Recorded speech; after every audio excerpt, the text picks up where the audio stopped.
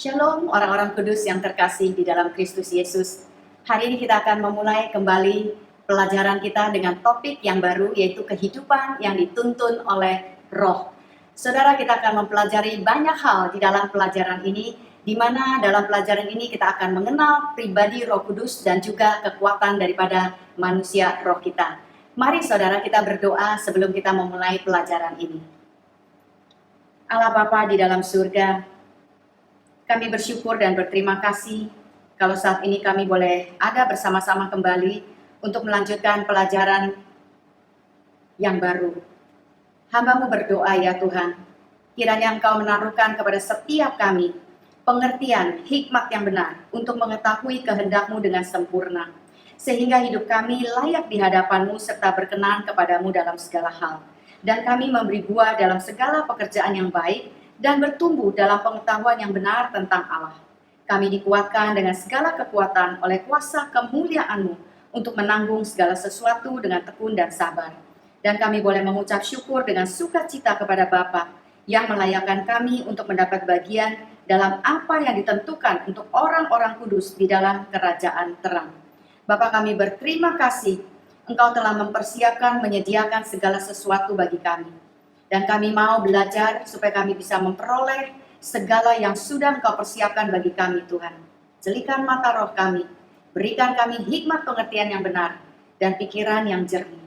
Di dalam nama Tuhan Yesus Kristus, kami berdoa dan kami mengucap syukur. Haleluya. Amin. Ya, saudara-saudara, apakah yang akan kita pelajari pada hari ini? Kita akan mempelajari beberapa hal yang sangat penting, di mana ini akan membawa kita memiliki hubungan yang sangat intim dengan Roh Kudus. Nah, apakah yang akan kita pelajari di dalam topik ini? Yang pertama kita akan melihat tujuan daripada pembelajaran ini. Lalu kita akan melihat pribadi Roh Kudus di dalam kita. Siapakah Roh Kudus? Apakah yang bisa kita pelajari tentang Roh Kudus? Dan bagaimana karakteristik daripada Roh Kudus itu? Lalu kita juga akan belajar tentang dombaku mendengar suaraku. Bagaimanakah kita bisa menyelaraskan telinga roh kita sampai kita bisa mendengar suaranya Allah. Dan berapa pentingkah buat orang percaya untuk mendengar suara Allah. Lalu kita akan mempelajari juga kesulitan-kesulitan mendengar suara Allah. Lalu pada bab yang keempat kita akan mempelajari tentang tuntunan Tuhan itu ada di dalam roh kita. Kita akan melihat tentang kesaksian roh, tentang suara roh, dan suara Roh Kudus. Kita juga akan mempelajari tentang metode yang lain, yaitu tentang nubuatan, visi, mimpi, dan malaikat. Lalu kita akan melihat pedoman atau panduan dituntun oleh roh. Bagaimanakah caranya kita tahu bahwa kita itu sedang dituntun oleh roh dan kita mendengarkan suara yang benar. Kita akan belajar beberapa hal tentang firman Allah, Roh Kudus, tentang bagaimana kita bisa mendengar suara itu dengan menantikan Tuhan. Lalu saudara, kita akan belajar untuk menjadi sensitif dengan tuntunannya, yaitu kita akan belajar peka terhadap manusia roh kita akan mengaktifkan indera spiritual, lalu kita akan memasang antena kita tinggi-tinggi supaya kita selalu ada di dalam tuntunan Roh Kudus. Nah saudara, mari kita pelajari tentang pengantar daripada pelajaran ini supaya Anda mengerti apakah yang sedang kita pelajari. Kehidupan kekristenan itu saudara penuh dengan petualangan yang menggairahkan bersama dengan Roh Kudus. Tetapi ada banyak orang yang bertanya, benarkah kehidupan kekristenan itu penuh dengan petualangan dengan Roh Kudus ataukah kehidupan yang membosankan? Kita melihat sebagian besar orang Kristen itu tidak terlalu bergairah dalam perjalanan imannya, saudara. Bahkan tidak sedikit yang mengalami iman yang kandas dan jatuh di dalam dosa. Dan akhirnya orang ini meninggalkan imannya karena dia tidak melihat sesuatu yang menggairahkan di dalam perjalanan imannya. Dia tidak melihat adanya perubahan di dalam kehidupannya, bahkan dia merasa sepertinya biasa-biasa saja menjadi orang Kristen. Bahkan saudara, kita bisa melihat tidak terlalu banyak orang percaya yang memiliki kesaksian hidup yang dia lalui bersama dengan Roh Kudus. Kebanyakan saudara, orang percaya itu adalah orang Kristen hari Minggu. Sebagian besar orang Kristen sibuk dengan kehidupan mereka dan kebanyakan tidak terlalu peduli dengan perkara-perkara rohani. Sebaliknya mereka lebih tertarik dengan perkara-perkara yang nyata, yang real saudara. Karena mereka hidup di alam yang nyata. Di mana ada banyak hal yang bisa mereka lihat, mereka dengar, dan ada banyak hal yang harus mereka lakukan. Itulah sebabnya mereka lebih tertarik dengan perkara-perkara duniawi ketimbang perkara-perkara rohani. Lalu kita juga melihat begitu banyak orang percaya yang masih suam-suam kuku. Biasa-biasa saja. Karena mereka belum pernah mengalami terobosan atau breakthrough yang membuat mereka bisa bergairah, bisa mempunyai banyak kesaksian yang mempermuliakan nama Tuhan. Jadi apakah kehidupan kekristenan itu menggairahkan ataukah membosankan? Seringkali pertanyaan ini timbul di dalam benak hati setiap orang percaya. Orang ingin melihat apa sih sesungguhnya bisa kita dapatkan sebagai orang percaya. Kelihatannya segala sesuatu yang menyangkut perkara roh itu sangat sulit. Bagaimana caranya kita bisa membayangkan bahwa Roh Kudus itu sedang bekerja di dalam hidup kita, Roh Kudus itu menuntun hidup kita, gimana caranya? Kalau kita melihat hal-hal di atas saudara, itu nampaknya kehidupan kekristenan tidak terlalu menggairahkan. Benarkah? Saudara, itu sama sekali tidak benar. Kehidupan kekristenan itu sangat menggairahkan, penuh dengan petualangan di alam supranatural bersama dengan Roh Kudus yang sudah dimeteraikan bagi semua orang percaya. Terlepas dari di mana kondisi rohanimu, terlepas seberapa banyak iman yang kau miliki, tetapi sesungguhnya kalau kita mau mempelajari bagaimana kita bisa dituntun oleh Roh Kudus, ini sesuatu yang sangat menggairahkan saudara. Roh Kudus merupakan teman petualangan kita di dalam mengikuti rancangan Allah di muka bumi ini untuk melahirkan perkara-perkara yang besar yang penuh dengan kesaksian yang mempermuliakan dan meninggikan nama Tuhan. Amin saudara. Roh Kuduslah membawa gairah bagi semua orang percaya yang mengikuti Dia. Haleluya. Mari saudara, saya ingin mengajak Anda untuk berpetualang bersama dengan tuntunan Roh Kudus. Anda pasti bergairah di dalam petualangan rohanimu jika engkau melakukannya bersama-sama dengan Roh Kudus. Awal ketika saya menjadi orang percaya, saya tidak melihat apa-apa saudara. Saya berusaha untuk baca firman, saya tidak mengerti. Saya berusaha untuk berdoa, tapi doa saya tuh kering, datar. Sepertinya doanya tuh monoton, ya itu aja setiap hari. Cuman berterima kasih, lindungi saya, berikan berkat-berkat buat saya, itu aja saudara. Apa yang bisa saya doakan? Saya tidak pernah memiliki pengalaman-pengalaman yang menggairahkan seperti kebanyakan orang-orang Kristen. Ada orang Kristen kalau bersaksi saudara, wah luar biasa. Sepertinya dia itu mempunyai hubungan yang sangat intim. Dia bisa dengar suara Roh Kudus, dia bisa mengikuti tuntunan Roh Kudus, dia bisa berjalan bersama dengan Roh Kudus, bahkan dia bisa melihat perkara-perkara yang ajaib. Sedangkan saya tidak pernah mengalami hal-hal itu saudara. Jadi saudara, kalau Anda belum mengalami apa yang saya alami pada hari ini, saya bisa melihat, saya bisa mendengar suara Roh Kudus. Saya ingin mengajarkan kepada Anda. Dan apa yang saya ajarkan pada hari ini, saudara, itu merupakan prinsip. Dan Anda tentunya harus lebih lagi mempelajari firman Allah lebih dalam.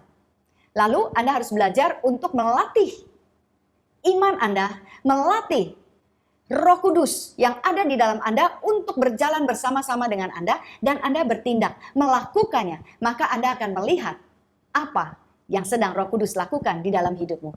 Amin, saudara. Lalu apakah tujuan daripada pembelajaran ini?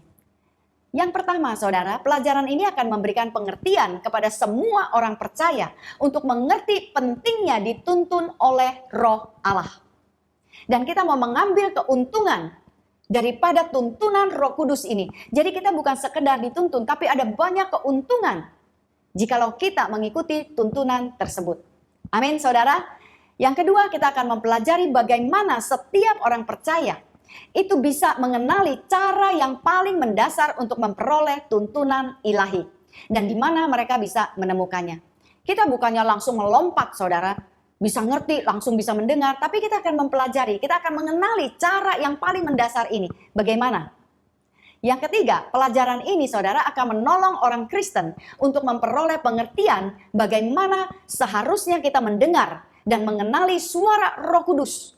Dan bagaimana kita bisa meningkatkan kepekaan mengenali dan mendengar suara Roh Kudus itu. Apakah dasar kita untuk bisa tahu bahwa itu adalah suara Roh Kudus? Kita akan mempelajarinya. Lalu yang keempat, saudara, orang percaya juga akan belajar bagaimana kita bisa menghidupi kehidupan yang dituntun dan dikuasai oleh Roh. Amin. Setiap hari kita berjalan di alam nyata, kita menghadapi hal-hal yang nyata, yang real, saudara. Itu terjadi di depan mata kita sendiri. Kadang-kadang kita menghadapi satu peristiwa yang rasanya berat. Kadang-kadang kita diperhadapkan dengan satu hal di mana kita harus mengambil keputusan. Kita diperhadapkan secara nyata. Tapi bagaimana kita bisa menghadapi hal-hal yang nyata itu dari alam spiritual? Itu kita perlu dituntun oleh Roh Kudus. Amin, saudara. Tidak ada satupun orang percaya yang bisa mendapatkan keberhasilan di dalam hidupnya tanpa berjalan bersama-sama dengan Roh Kudus. Haleluya. Saudara, kegagalan mengikuti tuntunan Tuhan di dalam perjalanan iman kita itu merupakan kegagalan untuk menjadi orang percaya. Kenapa, saudara? Karena perjalanan kita bersama dengan Roh Kudus itu merupakan sebuah hubungan, sebuah relationship. Sama dengan relationship kita dengan Bapa kita secara natural. Kita mempunyai Bapa biologis, kita berhubungan dengan dia. Pada waktu kita kecil, kita dituntun oleh Papa kita diberitahu apa yang boleh kita lakukan, apa yang tidak boleh kita lakukan. Waktu kita menjelang remaja, Papa kita juga mengajarkan kepada kita bagaimana kita harus menjaga diri kita. Bagaimana kita harus berhubungan dengan orang lain. Kalau dikasih barang, kita harus bilang terima kasih. Kalau kita menginginkan sesuatu, kita tidak boleh menjerit-jerit, tapi kita harus memintanya kepada Bapa kita dengan cara yang sopan. Nah, saudara, kemampuan kita untuk mengikuti tuntunan Allah itu merupakan sebuah hubungan timbal balik. Artinya, kita harus mendengarkan suaranya dan kita harus mengizinkan Bapa kita berbicara kepada kita. Kalau tidak, kita tidak akan mempunyai satu hubungan yang intim. Kita tidak akan mudah untuk mendengar suaranya dia. Kita harus membangun sebuah hubungan. Kita harus datang mendekat kepada Tuhan. Seperti kita datang mendekat kepada Bapa kita ketika kita meminta sesuatu daripada Papa kita. Betul? Nah, saudara, sekali lagi kegagalan kita untuk mengikuti tuntunan Tuhan itu merupakan kegagalan menjadi orang percaya. Seringkali kita bertanya pada diri kita, kenapa ya saya ini suka bingung? Menghadapi berbagai macam masalah selalu bingung. Harus mengambil keputusan juga bingung. Saya nggak tahu siapa diri saya, apa yang mau saya lakukan sebetulnya di dalam kehidupan ini. Apa sih yang menjadi tujuan hidup kita? Apa tujuan hidup saya sebenarnya? Kenapa rasanya orang lain hidupnya begitu berhasil, tapi saya ini biasa-biasa saja? Orang lain bisa melahirkan potensi di dalam kehidupannya, tapi saya kok enggak? Kepada siapa saya tuh harus bertanya? Bagaimana seharusnya saya mengambil keputusan apa yang saya mau lakukan di dalam hidup saya? Ini menjadi kebingungan daripada banyak orang, saudara. Kadang-kadang kita bingung pada waktu kita berangkat remaja. Tapi ada juga orang yang bingung setelah dia dewasa, bahkan sampai tua. Orang itu kadang-kadang bingung, kenapa saya belum menemukan kepuasan di dalam kehidupan saya? Kemungkinan besar Anda tidak berjalan di dalam tuntunan ilahi, tapi Anda berjalan di dalam tuntunan Anda sendiri. Atau mungkin dunia yang menuntun Anda.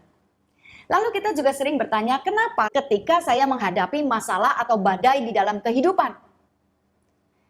Saya begitu dicengkram oleh rasa takut itu dan sepertinya tidak ada pertolongan. Kenapa hal ini bisa terjadi, saudara? Padahal setiap orang percaya mempunyai Roh Kudus yang menuntun. Kenapa orang tidak bisa mencari Roh Kudus? Kenapa orang tidak bisa mendengarkan suara Roh Kudus? Lalu kenapa saya selalu gagal dan gagal dan gagal? Rasanya hidup ini penuh dengan kegagalan. Gagal dalam pernikahan, gagal di dalam urusan bisnis, gagal di dalam menemukan tujuan hidup, gagal di dalam membangun sebuah hubungan. Orang-orang yang single mungkin merasa setiap kali saya mencoba untuk membangun hubungan dengan seseorang, tapi selalu putus di tengah jalan. Akhirnya Anda menjadi putus asa. Anda menjadi apatis dengan sebuah relationship. Apa sebetulnya yang Anda inginkan? Apa sebetulnya menjadi tujuan Tuhan di dalam kehidupan kita? Seringkali, saudara, pertanyaan-pertanyaan ini menghantui pikiran kita, membuat kita menjadi kacau dalam pikiran dan tidak bisa tidur. Akhirnya, saudara, kita selalu mengalami kegagalan. Kita bertanya-tanya, kenapa saya tidak bisa mendengarkan suaranya Tuhan? Kenapa orang lain kok gampang bisa dengar suaranya Tuhan? Kenapa orang lain kok selalu bilang, oh Tuhan bicara sama saya? Oh Tuhan memberikan saya mimpi.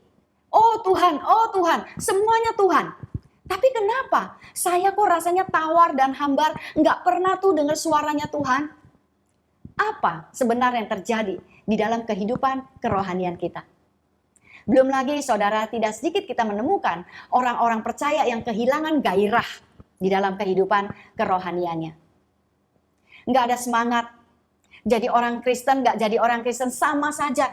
Saudara, Anda sedang mengalami kebingungan yang amat sangat.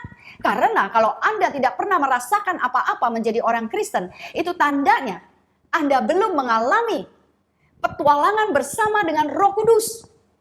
Banyak orang yang kehilangan arah, tidak tahu apa yang ingin dilakukannya, kemana dia akan pergi, di mana tujuannya.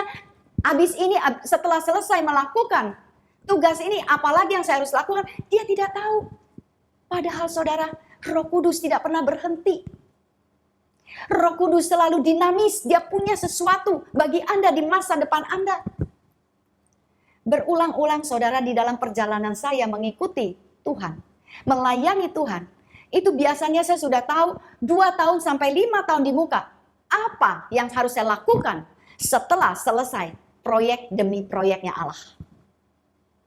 Proyek Ayimayim saya dapatkan 5 tahun yang lalu. Tapi saya tidak terlalu memikirkannya sampai 3 tahun sebelum proyek ini berjalan. Itu Roh Kudus mulai berbicara sedikit demi sedikit. Roh Kudus mulai terus-menerus mengingatkan saya. Roh Kudus mulai terus-menerus mempersiapkan hati saya. Saudara, saya tidak pernah kehilangan arah. Karena saya tahu ada Roh Allah yang menuntun, Roh Allah yang membimbing, Roh Allah yang ingin memberitahukan apa yang menjadi goal dia di dalam kehidupan kita. Bukan hanya sekarang, tetapi juga di masa-masa yang akan datang. Nah saudara, Roh Kudus akan membimbing kita di alam natural dan juga di alam supranatural. Ada banyak orang yang menjadi bingung kemana harus mencari pertolongan pada masa-masa kritis. Karena nampaknya semua orang itu sibuk. Saudara, kadang-kadang sebagai orang yang tertutup, saya orang yang tidak mudah untuk sharing apa saja dengan semua orang. Saya sangat berhati-hati saudara. Itulah sebabnya saya semakin membutuhkan tuntunan Roh Kudus. Karena kadang-kadang kalau saya bicara dengan teman-teman saya juga sibuk, mungkin dia juga tidak ada waktu memikirkan terlalu banyak hal. Tapi satu hal yang saya tahu, saya memiliki Roh Kudus yang bisa menuntun saya lebih jelas, lebih apa itu namanya saudara? Dia lebih terperinci, dia lebih teliti, dia lebih tahu arah yang harus saya tempuh. Nah saudara, kadang-kadang waktu kita sakit, kita tidak tahu kita harus pergi ke dokter yang mana. Karena saya pernah punya seorang teman, dia datang jalan-jalan ke Singapura, tiba-tiba kena sakit jantung. Karena dia bukan orang Singapura, dia tidak tahu harus pergi ke dokter mana, orang menunjukkan dia seorang dokter, yang ternyata dokter ini saudara bukan dokter yang tepat untuk dia. Akhirnya dia keadaannya bukan menjadi membaik, tapi keadaannya semakin buruk, semakin drop, sampai akhirnya dia harus tinggal di rumah sakit. Begitu lama, keluarganya tidak lagi punya uang, terpaksa harus jual rumah di Indonesia. Demi perawatan dan pengobatan daripada teman saya ini. Tapi akhirnya saudara, tidak tertolong juga, dan dia dipanggil pulang oleh Bapa di surga. Saudara, seringkali kita mengalami kebingungan ketika kita menghadapi sebuah masalah. Tapi sesungguhnya kalau kita tahu di mana kita mencari jawaban dari masalah-masalah yang kita hadapi, terutama di masa-masa kritis, itu akan sangat menolong perjalanan iman kita. Ada banyak orang yang pergi ke luar negeri, mau pindah ke kota lain, bukan mengikuti tuntunan Roh Kudus, tapi hanya sekedar berdoa. Sepertinya memberitahukan informasi kepada Tuhan, tapi bukan menunggu dan menantikan Tuhan menerima tuntunannya. Ada seorang teman saya yang pindah ke luar negeri, saudara. Dan waktu dia sharing sama saya, di dalam manusia roh saya tahu bahwa ini bukan rencana Allah untuk hidup dia. Dia punya sebuah posisi yang sangat luar biasa di Indonesia. Dia punya rumah, tapi dia bilang dia sudah memutuskan, dia sudah berdoa. Saya bilang ya udah, kalau kamu sudah berdoa, ya Saya nggak bisa bilang apa-apa, tapi saya rasa kamu harus berdoa sekali lagi. Sepertinya ini bukan tempat di mana kamu harus berada. Berangkat saudara, mereka sekeluarga bawa anaknya karena dia pikir di sana dia bisa bekerja dan anaknya bisa sekolah. Saudara, tidak sampai 3 bulan, mereka pulang kembali. Mereka katakan enggak cocok dengan pekerjaannya, enggak cocok dengan kotanya, enggak cocok dengan bahasanya. Inilah perjalanan kekristenan yang tidak dituntun oleh Roh Kudus, tapi mengikuti tuntunan dengan tanda-tanda, dengan apa kata orang.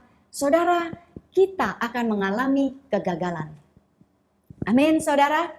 Nah, ada banyak orang percaya yang bertanya-tanya, jika Tuhan ada, kenapa Tuhan tidak melindungi saya? Jika Tuhan ada, kenapa Tuhan tidak menolong saya? Jika Tuhan ada, kenapa Tuhan tidak menyembuhkan saya? Kenapa Tuhan tidak menjawab doa saya? Saudara, pertanyaan ini sering menjadi momok yang menakutkan di dalam kehidupan orang percaya. Ini membuat orang-orang percaya itu menjadi rentan dan akhirnya mereka berpikir, sudahlah nggak usah terlalu rohani. Sudahlah nggak usah ngeroh-ngeroh kebanyakan. Bahkan banyak di antara mereka yang merasa tidak perlu berurusan dengan perkara rohani lagi. Karena saudara, Anda menyampaikan informasi kepada Tuhan, bukan meminta untuk dituntun oleh Tuhan. Anda tidak menyediakan cukup banyak waktu untuk mengizinkan Tuhan berbicara dan menuntun hidupmu. Orang meninggalkan imannya, orang meninggalkan perkara-perkara roh. Orang balik hidup di dalam alam kenyataan. Karena di dalam alam yang nyata, alam yang real ini saudara, ada banyak kebutuhan yang harus dipenuhi. Kita bisa melihat lebih nyata, kita lebih tahu, lebih mengerti apa yang harus kita lakukan. Karena kita bisa melihat, kita bisa mendengar, kita bisa merasakan, kita menghadapinya. Orang mulai meninggalkan imannya karena mereka merasa yang nyata itu harus dihadapi. Orang menjalani hidupnya dengan logika dan kekuatan manusiawi. Akhirnya saudara, kita menemukan ada begitu banyak orang yang menjadi letih, menjadi lesu, menjadi berbeban berat. Itulah sebabnya pelajaran ini dibuat untuk memberi pengertian kepada orang percaya bagaimana seharusnya kita bernavigasi di dalam kehidupan ini yang dituntun oleh Roh Allah. Kita akan belajar bagaimana kita dapat mendengar dan mengenal suara Roh Kudus, suara Allah, suara yang menuntun, suara yang memberikan kemenangan.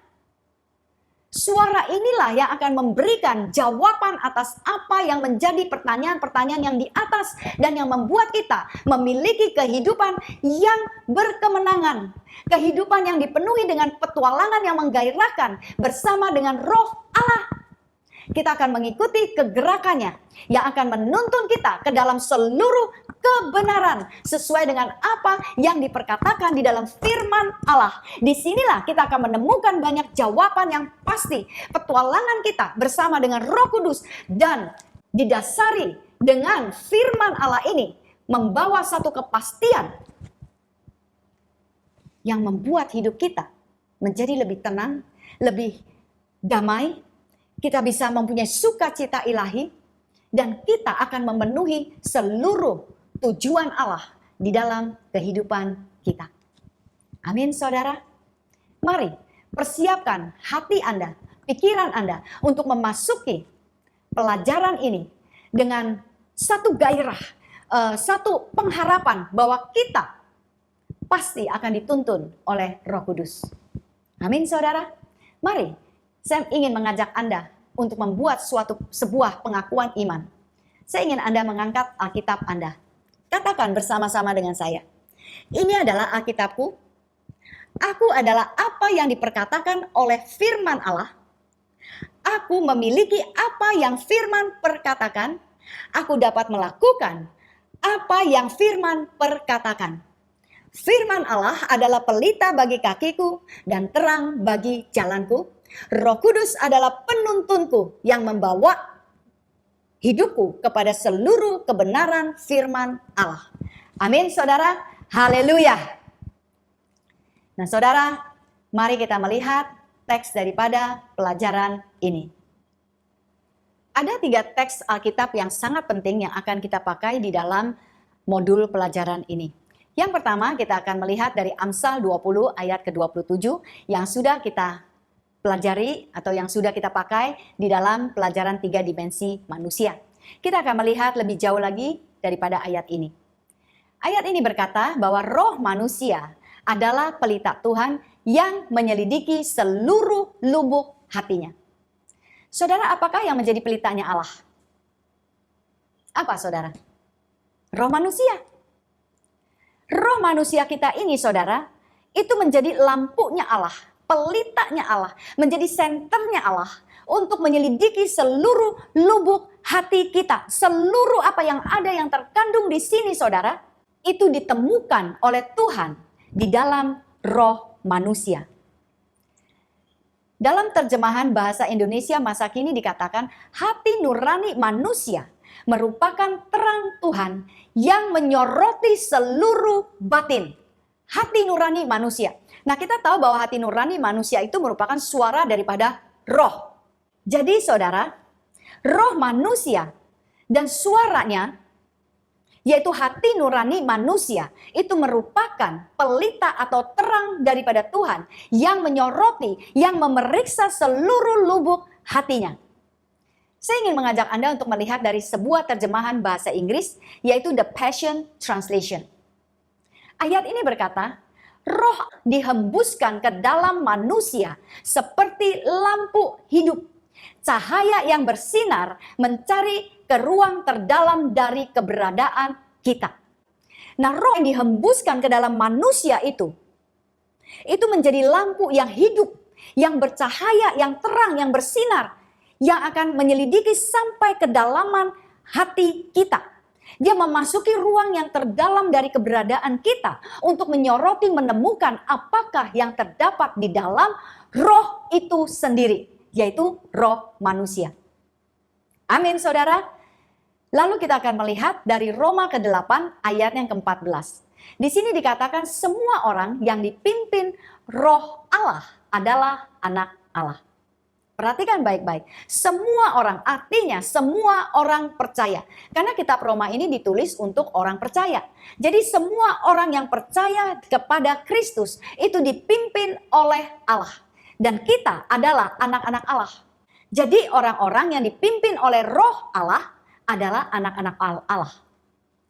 Perhatikan saudara, kita ini dipimpin oleh roh Allah, bukan oleh pikiran, bukan oleh daging, bukan oleh dunia, bukan oleh informasi. Kita hanya dipimpin oleh roh Allah. Karena kita adalah anak Allah. Hidup kita sekarang, besok, tahun depan, minggu depan, 10 tahun kemudian, itu selalu dipimpin oleh roh Allah. Kenapa kita dipimpin oleh roh Allah? Karena kita adalah manusia yang sudah dilahirkan baru, kita memiliki roh yang baru. Roh Allah hanya bisa menuntun di dalam roh manusia. Kita ini sudah hidup di dalam teritorial yang baru, saudara. Teritori kita ini bukan lagi di alam yang nyata, tapi teritori kita adalah di alam spiritual. Tidak sama dengan alam nyata. Oleh karena itu kita tidak bisa lagi dituntun oleh dunia. Kita tidak bisa lagi dituntun oleh daging kita. Kita tidak bisa lagi dituntun oleh informasi. Kita tidak bisa dituntun dengan apa yang kita lihat dengan mata jasmani, apa yang kita dengar dengan telinga jasmani. Kita tidak bisa dituntun oleh semuanya itu karena kita sudah memasuki teritori kerajaan Allah.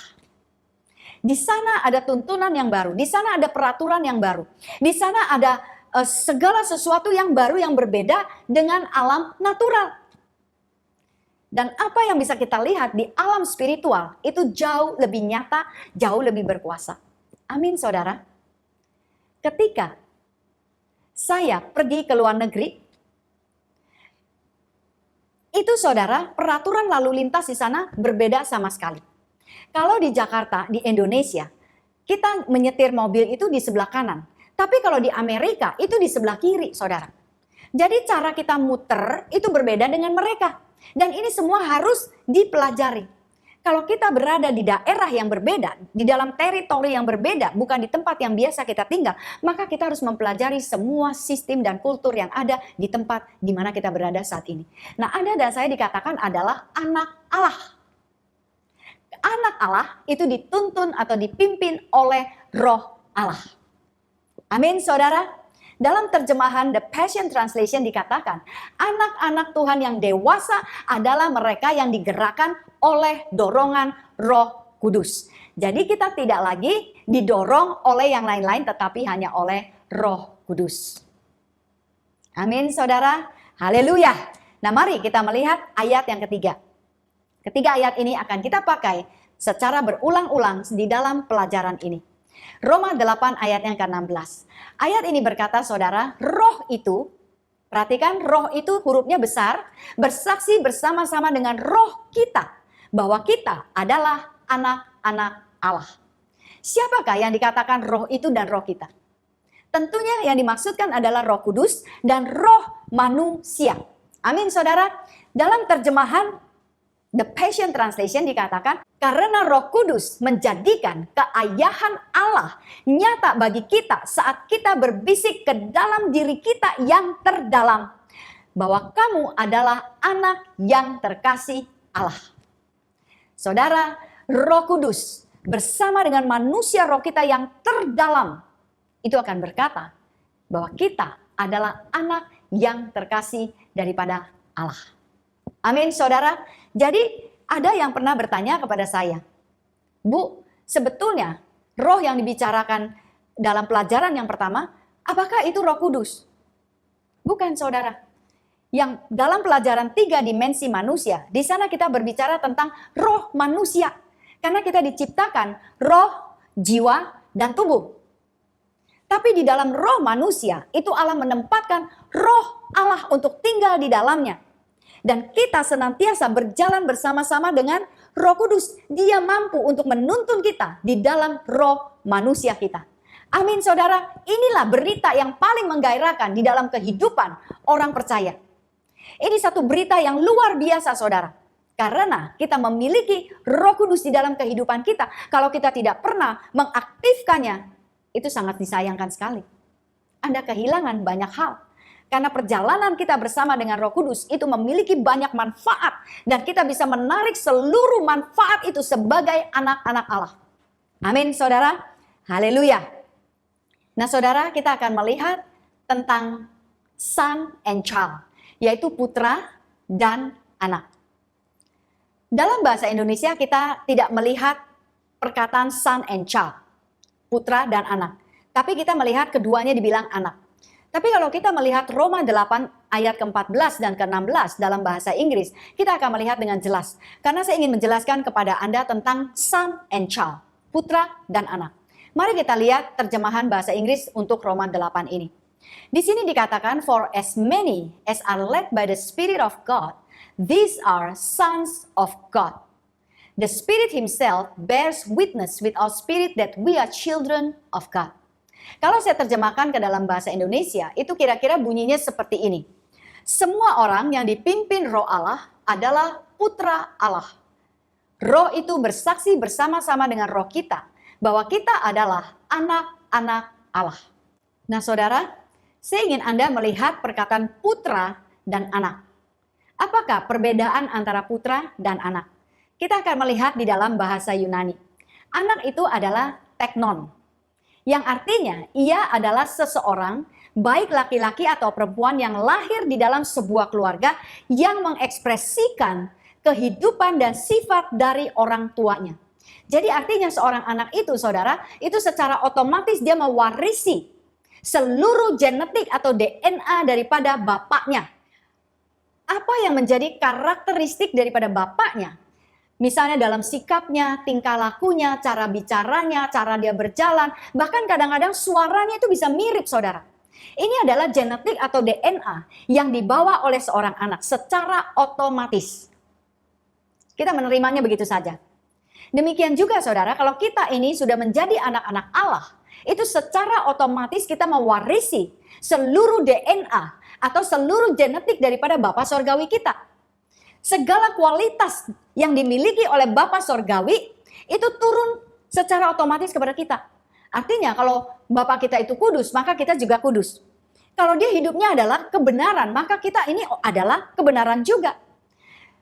Kita akan membawa seluruh kebenaran dan kekudusan Allah di dalam kita, karena kita sudah menjadi anak Allah. Kita adalah ahli waris daripada DNA Bapa Sorgawi kita secara sah pada waktu kita lahir baru. Dan seluruh hak warisan, harta kekayaan sorgawi secara otomatis juga menjadi miliknya kita. Sama dengan Bapa duniawi kita. Kalau dia mempunyai harta, itu pasti akan diwariskan kepada anaknya. Amin, saudara. Efesus 1 ayat yang ketiga. Terpujilah Allah, yaitu Bapa dan dari Tuhan kita, Kristus Yesus. Karena melalui persatuan kita dengan Kristus. Artinya kita orang-orang yang sudah bersatu dengan Kristus Yesus. Karena melalui persatuan kita dengan Kristus, Allah sudah memberikan kepada kita setiap berkat rohani yang ada di surga. Haleluya. Saudara, alangkah luar biasa kalau kita bisa mengerti ayat ini dengan sungguh-sungguh. Seringkali saudara, saya mengkhotbahkan ayat ini karena saya begitu senang. Saya begitu bergairah dengan ayat ini. Ayat ini membawa pengertian kepada saya bahwa sebagai anak, saya itu bisa mewarisi segala sesuatu yang dimiliki oleh Bapa saya di surga. Saya tidak lagi mewarisi ketakutan, saya tidak lagi mewarisi kebingungan, saya tidak lagi mewarisi jalan buntu. Tapi apa yang saya miliki di dalam Bapa kita, dia berkata bahwa Kristus Yesus itu adalah jalan dan kebenaran dan hidup. Di dalam dia itu ada breakthrough. Saya memilikinya, saya adalah pemilik daripada janji itu. Dan saya tidak mau kehilangan janji-janji ini hanya karena saya terlalu banyak tinggal di alam nyata. Saya ingin mendengarkan suara tuntunan Roh Kudus di dalam saya, saudara. Saya memiliki semuanya itu. Waktu saya membaca ayat ini, saya memiliki segala berkat rohani yang ada di surga, itu menjadi miliknya saya. Wow, saya meloncat, saudara. Saya sangat bergairah. Artinya apa saja yang diperkatakan oleh firman Allah, itu adalah miliknya saya. Kalau Alkitab berkata, engkau memiliki kasih, engkau bisa mengampuni. Artinya saya bisa melakukan itu, saudara. Dan pada waktu Roh Kudus menuntun saya untuk mengaktifkan hal itu, menjadikannya kenyataan di dalam hidup saya lakukan, saudara. Kenapa? Karena dikatakan saya memiliki DNA-nya Allah. Saya punya genetiknya Tuhan. Kalau Tuhan bisa melakukan, artinya saya juga bisa melakukan. Kalau Tuhan berkata, engkau sekarang pergi pindah ke kota sana, engkau harus memberitakan Injil di kota sana. Saya pergi, saudara. Saya tidak pernah mengalami kebingungan. Karena saya tahu saya memiliki DNA-nya Allah. Saya melakukan apa yang Roh Kudus perkatakan kepada saya. Amin, saudara. Mari kita lihat dari terjemahan Amplified Bible Classic. Saudara, saya menerjemahkan ayat ini dari terjemahan ini. Dikatakan semoga berkat, puji-pujian dan sanjungan bagi Tuhan dan Bapa Tuhan kita, Yesus Kristus, Mesias yang telah memberkati kita di dalam Kristus dengan setiap berkat rohani yang diberikan oleh Roh Kudus di alam sorgawi. Saudara, dikatakan yang diberikan oleh Roh Kudus. Ini sama seperti Bapa natural kita yang senantiasa ingin memberikan, ingin menyediakan, ingin bertanggung jawab terhadap anak-anaknya.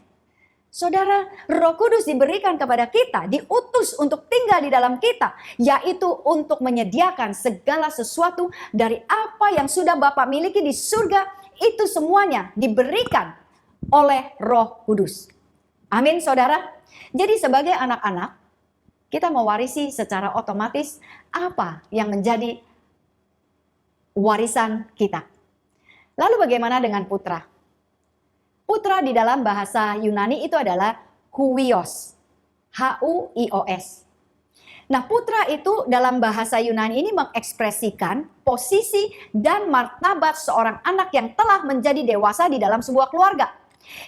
Artinya ia sudah dapat menerima dan menggunakan warisan yang diberikan.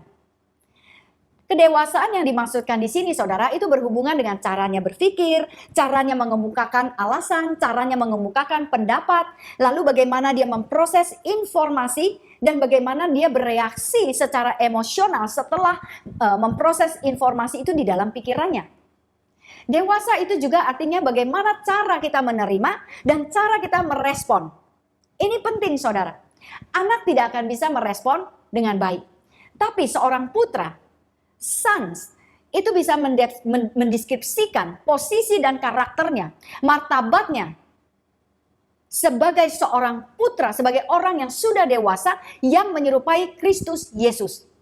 Artinya, putra itu sudah mencapai kedewasaan yang penuh. Dia tidak mudah marah, dia tidak pernah merasa tersinggung, dia tidak cepat mengambil keputusan, dia tidak cepat bertindak, saudara, tapi dia lebih dewasa. Dia nggak mudah tuh, saudara, untuk marah kalau keinginannya tidak terpenuhi. Tapi dia akan mampu untuk belajar menguasai dirinya, belajar bersabar dan belajar untuk menunggu, menantikan waktunya Tuhan. Kita melihat Yesus.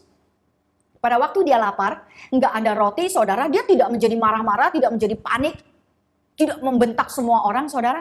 Tapi apa yang Yesus lakukan? Dia menyuruh murid-muridnya untuk pergi membeli roti. Dan waktu mereka katakan tidak ada uang yang cukup untuk membeli roti sebanyak itu, apa yang Yesus lakukan? Yesus berdoa, saudara. Berdoa dan dia menantikan Bapaknya. Lalu dia melakukan mujizat. Ini adalah putra, a son. A son is responsible. Seorang putra itu bertanggung jawab, saudara. Dia tahu bagaimana seharusnya dia bertindak di dalam rumahnya.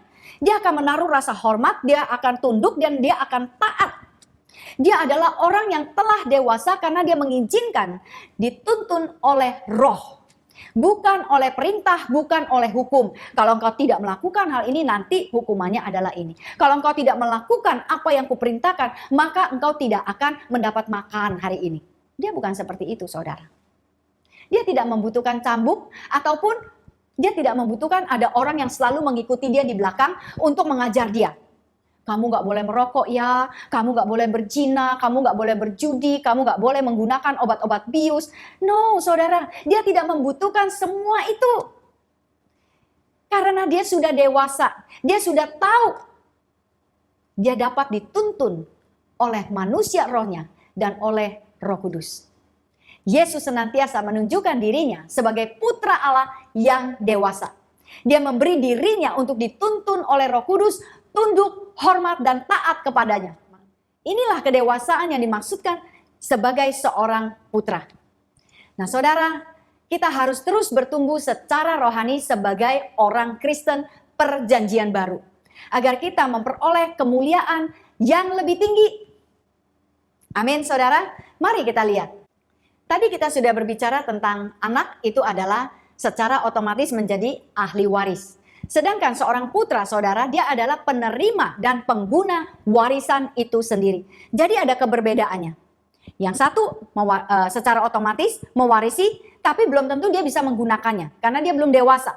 Tapi ketika dia sudah menjadi dewasa, dia adalah penerima dan pengguna daripada warisan itu. Saudara, saya teringat berpuluh tahun yang lalu, saudara, di Amerika ada seorang miliarder yang sangat luar biasa kaya. Suatu hari dia mengalami kecelakaan kapal. Dia sedang ada di kapal mewahnya dan dia mengalami kecelakaan dan dia mati. Dia mempunyai seorang anak yang masih berusia antara 5 sampai 8 tahun. Nah, secara otomatis harta kekayaannya ini menjadi milik daripada anaknya. Hanya satu anaknya. Tapi karena anak ini masih kecil, dia tidak bisa menggunakan uangnya ini. Dan uangnya ini akhirnya ditaruh di satu trust fund atau sebuah organisasi yang mengelola uangnya ini. Dan uang ini boleh dipakai oleh anak ini untuk biaya keperluan daripada kehidupan anak ini, tapi dia belum bisa menerima uang itu dan dia tidak bisa menggunakannya sendiri. Karena apa? Karena dia belum mencapai usia kedewasaan. Jadi saya harap Anda bisa membedakan antara anak dan putra. Nah, kita orang percaya, saudara, kita adalah anak-anak Allah. Kita semua adalah ahli waris, kita bisa menggunakan semuanya itu ketika kita telah menjadi dewasa. Suatu hari kita akan menerima dan menggunakan warisan yang sudah ditentukan bagi kita. Untuk itu kita harus bisa mendewasakan diri kita agar kita bisa memperoleh semua yang Allah janjikan tadi di dalam Efesus 1 tadi. Kita akan memperoleh kemuliaan perjanjian di dalam perjanjian baru yang nilainya itu lebih tinggi yang berasal dari Roh Allah.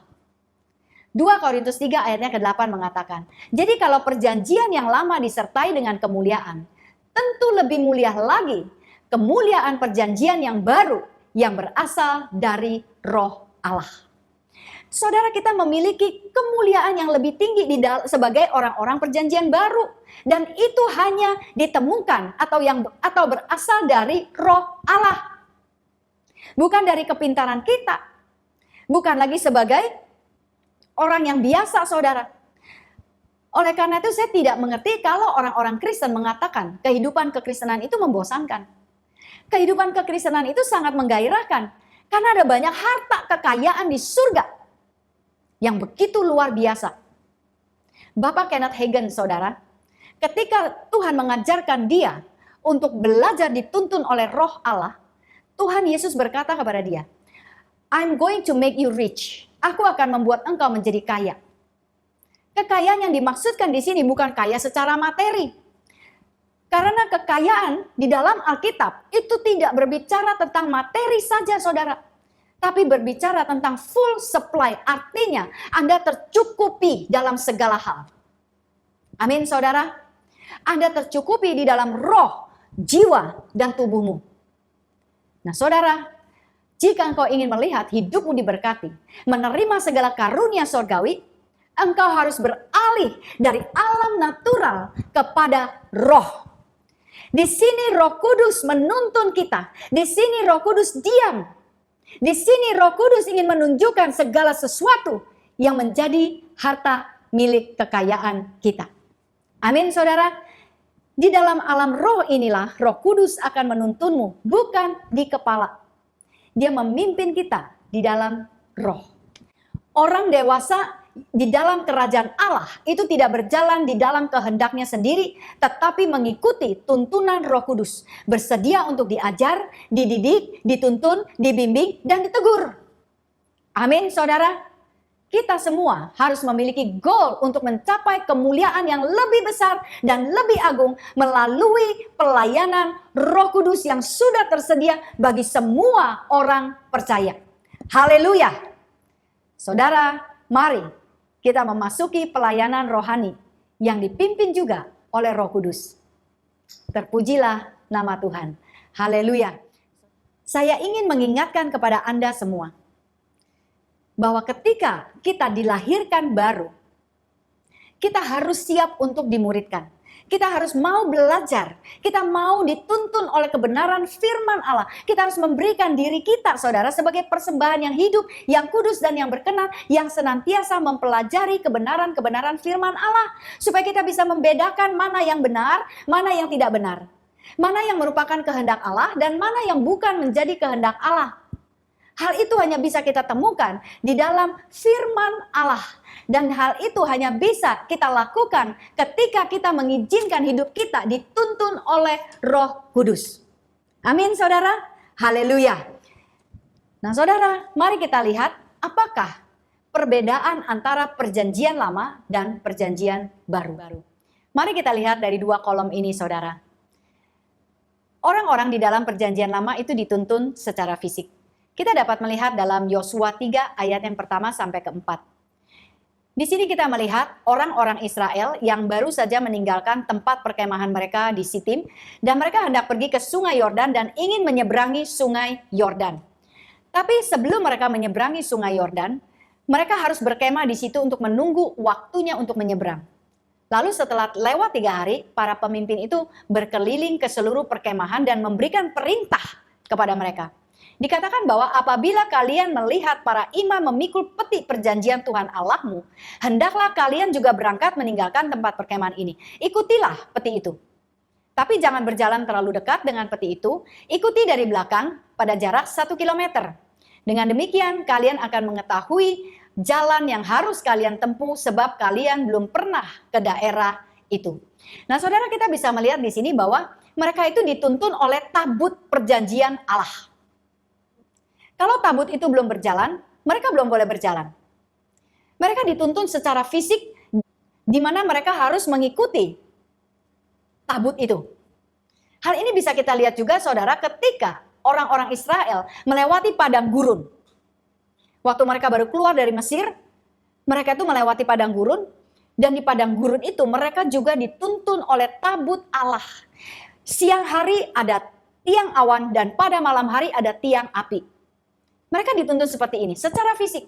Tapi tidak demikian dengan orang-orang perjanjian baru. Orang-orang perjanjian baru itu hanya dituntun oleh roh dan roh. Yang satu roh manusia, yang satu itu Roh Kudus. Kita temukan ayatnya di Roma 8 ayat 16 tadi.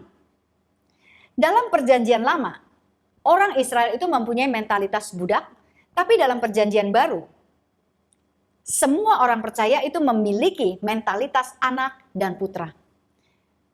Mereka bukan budak.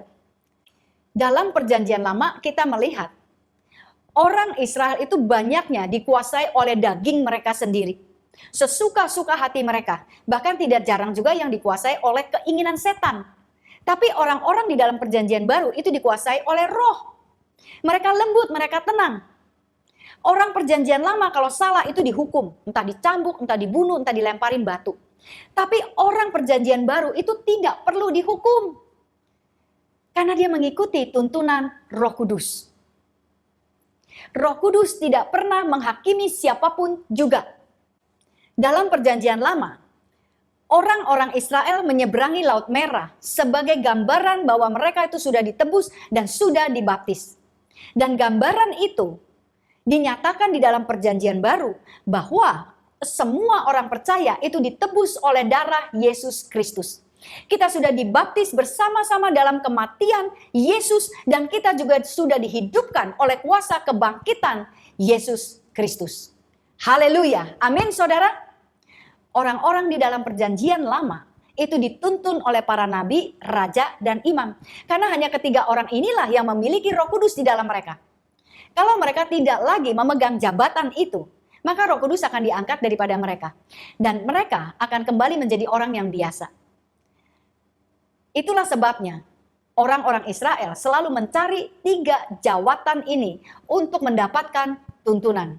Kita tahu saudara, Musa pergi ke atas gunung untuk mendapatkan tuntunan. Di sana dia bertemu muka dengan Tuhan. Lalu dia membawa tuntunan itu turun ke bawah gunung dan memberitahukan kepada semua orang-orang Israel. Tapi orang-orang perjanjian baru, orang-orang yang percaya tidak lagi menerima tuntunan di atas gunung. Dia menerimanya di dalam rohnya. Amin saudara. Haleluya. Inilah perbedaan antara anak dan putra. Kita sudah melihat tujuan daripada pembelajaran ini. Apa yang bisa kita peroleh melalui tuntunan Roh Kudus. Saudara, saya berharap kita mulai mengerti bahwa kehidupan kekristenan kita itu bukan sesuatu yang membosankan. Bukan sesuatu yang menjemukan, bukan sesuatu yang kosong dan hampa, bukan sesuatu yang membuat kita menjadi jenuh dan kehilangan gairah dan meninggalkan iman kita. No, saudara, itu adalah sebuah kesalahan yang besar. Kehidupan kekristenan kita adalah sesuatu yang menggairahkan, yang membuat kita ingin selalu ada bersama-sama dengan Tuhan, selalu ingin menerima tuntunan itu. Anda harus menjadi lebih dewasa agar Anda bisa menerima semua harta kekayaan Allah, semua janji-janji Allah, dan menjadi orang yang aktif menggunakan seluruh warisanmu sebagai putra Allah yang sudah menjadi dewasa. Haleluya. Kiranya Anda diberkati dan senantiasa bergairah di dalam mengikuti tuntunan Roh Allah. Saudara, ikuti pelajaran yang berikutnya tentang pribadi Roh Kudus yang ada di dalam kehidupanmu. Tuhan Yesus memberkati. Shalom.